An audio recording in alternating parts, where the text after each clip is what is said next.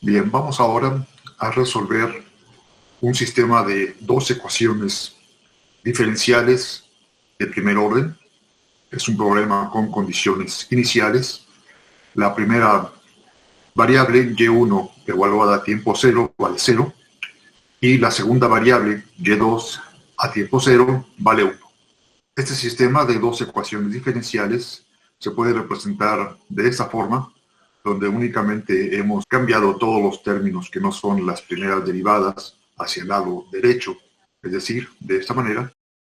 Hemos cambiado un poquito la sintaxis para que se parezca un poco más a lo que vamos a escribir más adelante en MATLAB. Para resolver este sistema de ecuaciones diferenciales en Simulink, lo vamos a hacer a través del bloque sFunction, este que está aquí. Y ven que alrededor hay una serie de elementos. Primero, del lado izquierdo tenemos estos bloques que van a fungir como entradas de información para nuestro sistema de ecuaciones diferenciales en sFunction. La primera entrada es esta constante 8, que es de hecho el término no homogéneo de la primera ecuación diferencial. Y estos dos términos son las entradas que corresponden a los dos términos no homogéneos de la segunda ecuación diferencial. A su vez, estos dos bloques tienen una entrada que es el tiempo. Ese tiempo se puede representar en Simulink a través de este bloque que es un reloj. Y con este reloj tenemos entonces que el seno de esa entrada sería entonces seno de tiempo y correspondería a ese término de aquí. De la misma manera, cuando tomo el tiempo como entrada para este otro bloque de función, tendríamos entonces 2 más exponencial de menos 6 por la entrada, y eso es justamente lo que tenemos aquí, 2 más exponencial de menos 6 por el tiempo. Ahora bien, estas entradas se van a agrupar en un solo vector a través de este bloque MUX, y entonces todo ese vector es el que va a alimentar como si fuera un solo vector de entradas, pero con 3 elementos, a nuestro sistema de ecuaciones diferenciales. Después, como resultado de la integración, Simulink nos va a proporcionar una cierta salida que nosotros le vamos a especificar en el script MATLAB que se llama ecdiv-ec2-, que es como lo tenemos escrito aquí. Y es el nombre también pues, de la ecuación, perdón, es también el nombre del archivo con extensión .e. Como hemos dicho, cuando utilizamos este script de sFunction para resolver ecuaciones diferenciales, solamente necesitamos modificar 3 apartados, que son el caso 0, correspondiente a MDL Initial Sizes, que es una función dentro de esta función. Lo que necesitamos es proveer de esta información, con lo que se va a generar una pequeña base de datos, y las condiciones iniciales. En cuanto a la información, tenemos que el número de estados continuos pues es 2, porque tenemos 2 ecuaciones diferenciales, y estos estados continuos pues son justamente y1 y y2. No tenemos estados discretos. Tenemos 2 salidas, que van a ser las 2 salidas que vamos a indicar como resultado de la integración. Después tenemos el número de entradas, que son 3, y son 3 porque es el número de elementos que componen este vector que ya hemos reunido a través de este MUX.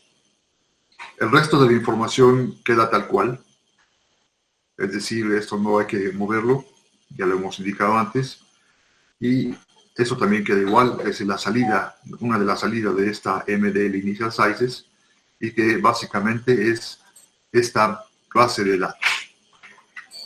También necesitamos especificar el vector de condiciones iniciales, y normalmente se estila indicar ese vector de condiciones iniciales como un vector columna, y es por eso que yo lo he colocado aquí con este apóstrofe, y de esta forma MATLAB y Simulink van a interpretar siempre al vector de estados como un vector columna.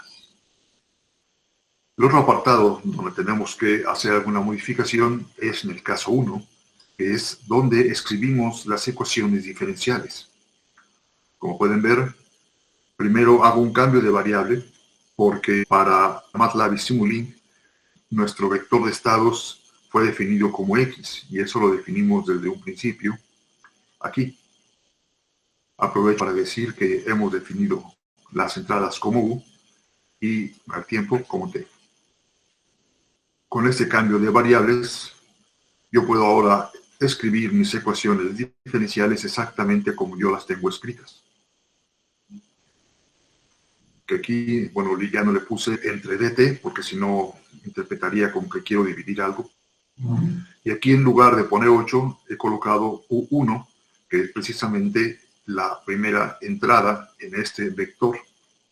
Después tenemos la segunda ecuación diferencial, que sería derivada de y2 igual a y1, como aquí, menos 5 por y cuadrada, y después escribimos más seno de t, que entonces para Simulink sería la entrada 2, de acuerdo con este vector, y colocamos menos todo este paréntesis, que sería 2 más exponencial de menos 6t, que para MATLAB y Simulink está representado en este script como U3 y que corresponde a esta entrada en este vector.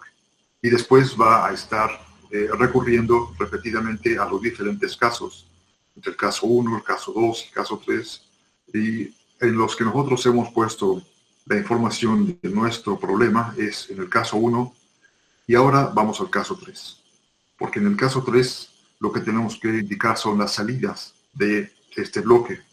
Y las salidas de este bloque, pues primero hay que tomar en cuenta que como resultado de la integración, pues me va a dar siempre un vector X.